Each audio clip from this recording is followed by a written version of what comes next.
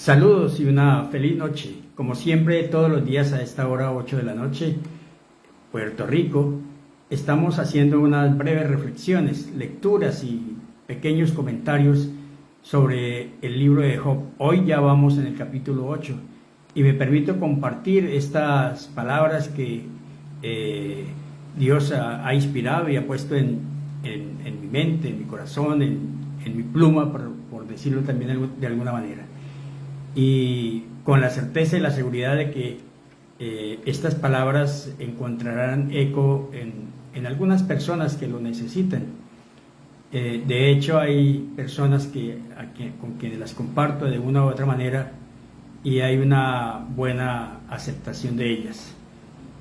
Y sobre todo porque nos lleva a reflexionar y mirar el libro de Job no solamente desde la perspectiva teológica, porque ese es un ensayo que he estado tratando de hacer, sacarlo un poco del plano teológico y ponerlo en el contexto más ético, social, y en el contexto del hombre y del creyente que necesitamos educar y formar para que pueda responder a este momento histórico de nuestros pueblos latinoamericanos. Y empezamos diciendo lo siguiente: en este capítulo 8 entra en juego otro amigo de Job, Bildad, que habla de la tradición, distinto a Elifaz, que habla desde su experiencia personal.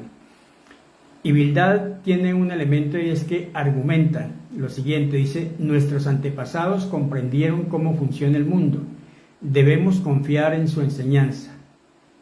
Esto hace referencia a la tradición. Inicialmente esto no está mal, porque necesitamos recurrir a la historia, a la memoria, aprender de nuestros ancestros, de nuestros antepasados. Se dice popularmente que quien no conoce la historia está condenado de alguna manera a repetirla. El problema es cuando la tradición, ignora la realidad o la idolatra. En ese contexto, Bildad, este personaje es sinónimo de ortodoxia rígida y rancia, del peso de las tradiciones y esa teología clásica de la retribución expresada en frases como las siguientes: si sus hijos pecaron, Dios los entregó al poder de sus delitos. Y esa postura de querer hacerle ver a la gente que si está pasando por una prueba, por un dolor, por una enfermedad, es consecuencia del pecado o es un castigo de Dios, algo absolutamente falso desde todo punto de vista. Pero esa postura justifica el sufrimiento y la injusticia. Por algo será que murieron los hijos de Job, y por algo será que siguen muriendo nuestros jóvenes en nuestras Américas a mano de la delincuencia común, del narcotráfico. Gobiernos dictatoriales que ven en el reclamo social un ataque y no una exigencia de justicia y de respeto a los derechos de la gente. Cada uno ve las cosas desde un punto de vista. El gobernante ve el reclamo, ve la protesta, ve la gente, el clamor de la gente en las calles como un ataque, pero sin embargo el que está en la calle lo ve dentro del marco de ese derecho de buscar hacer respetar sus derechos, y es una exigencia normal y perfecta. Bildad usa una verdad para justificar sus afirmaciones. Es verdad que Dios no tuerce la justicia, pero su conclusión es falsa al afirmar que si Job y su familia sufren es porque hay un pecado detrás de ello. Y esa filosofía de Bildad o esa teología, también pudiéramos decirlo, es muy común en nuestras gentes, está muy arraigada en el contexto latinoamericano y en nuestras iglesias. El creer que si un hermano está pasando por un momento de dificultad, entonces algo malo hizo, es un pecado y entonces tiene que arrepentirse y tiene que convertirse y evitar el castigo de Dios.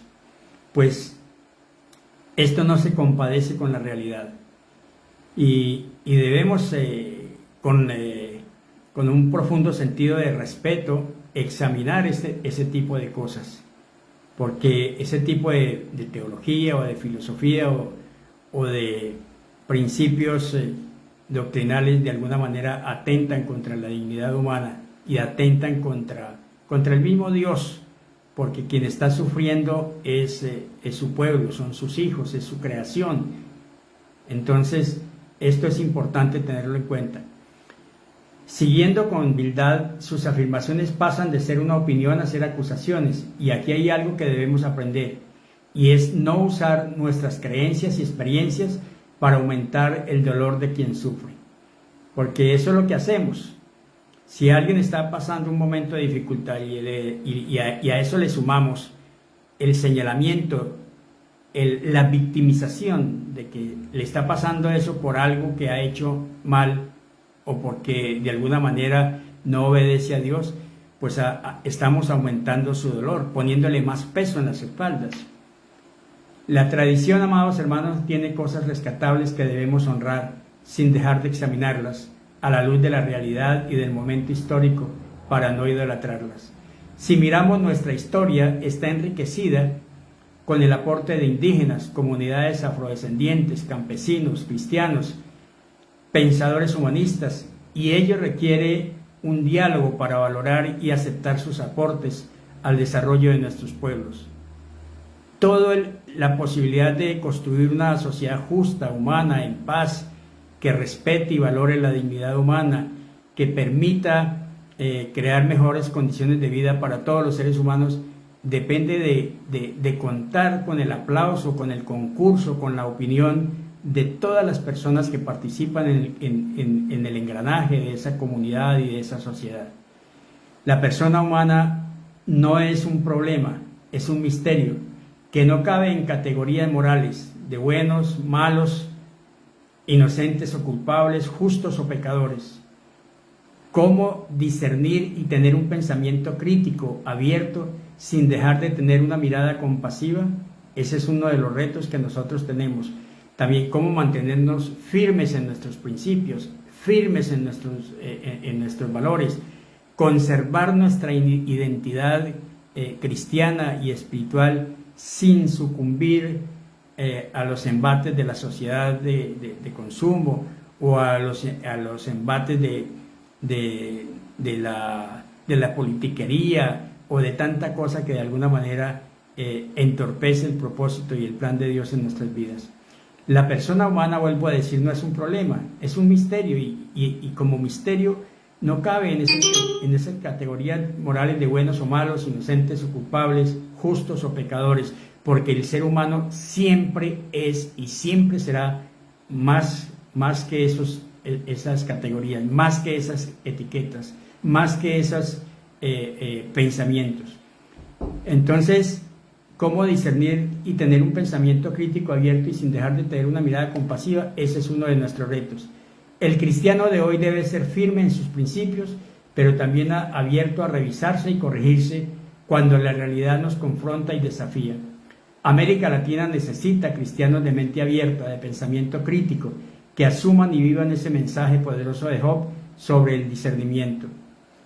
Amados, no basta tener principios, valores, saber Biblia, si no se aprende a vivirlos desde la sabiduría, el amor y la compasión. Discernir bien nos permite distinguir entre la verdad como fuerza liberadora y una pseudo verdad que se usa para herir o culpabilizar. Bildad en general nos sirve de espejo de lo que no debe ser un cristiano, de lo que no debe ser un ciudadano ético y responsable. Su deidificación e idolatría del pasado hace del mismo y la historia una cadena y no lo que es en realidad una lección de vida, de la cual debemos asumir lo que resuene con nuestra realidad actual y nuestro proyecto de vida en pro de nuestro bienestar y felicidad, y dejar de lado lo que no ayuda a esas intenciones. Necesitamos cristianos con corazones de carne, sensibles y una mente abierta, que no usen la fe para golpear al herido, sino como herramienta para restaurar su dignidad humana y su condición espiritual. Y una pregunta: ¿has pensado cómo honrar tus ancestros sin quedar prisionero de ellos? ¿Qué memorias necesita conservar América Latina y qué heridas requiere sanar o transformar dentro de este proceso de lo que estamos hablando? Gracias, amado Padre Celestial. Gracias por este momento, gracias por estas palabras, y que tu Espíritu bendito Dios las ponga en el corazón de aquellas mentes y corazones abiertas que están dispuestas a reflexionar y a darse la oportunidad de revisarse a sí mismos en ese proceso de despertar espiritual, de despertar de conciencia, para renovar nuestra mente y nuestro corazón, y desde allí ser luz que ilumine esos procesos históricos de transformación social que requieren nuestros pueblos latinoamericanos, y que podamos hacerlo desde la fe, el amor y la compasión. Amén, amén y amén.